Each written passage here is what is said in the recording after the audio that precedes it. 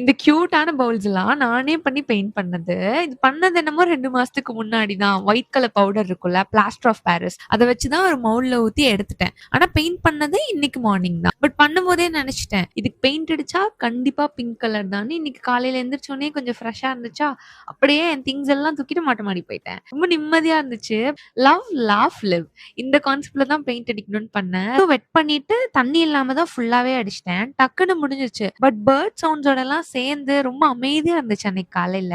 இத பார்த்து நீங்க வீக்கெண்ட் மார்னிங்லாம் நெனச்சுறாதீங்க. இப்ப போய் நான் கெளம்பணும் ஹாஸ்பிட்டலுக்கு. 2 என்னமோ சுமாரா வந்துருச்சு. 1 வந்து கொஞ்சம் கம்மி தான். அவுட்கம் எப்படி இருக்குன்னுலாம் தெரியல. பட் எனக்கு செம்ம சாட்டிஸ்ஃபேக்ஷன். அது ரொம்ப ரிலாக்சேஷனா இருந்துச்சு. அப்புறம் வந்து நான் என் ஜுவல்ஸ் எல்லாம் வச்சு பார்த்தேனா, ரொம்ப அழகா இருந்துச்சு. பட் இது எவ்வளோ நாளைக்கு தாங்கும்னு சொல்ல முடியாது. குக்கி கண்ல படுற வரைக்கும் இது நல்லா தான் இருக்கும்.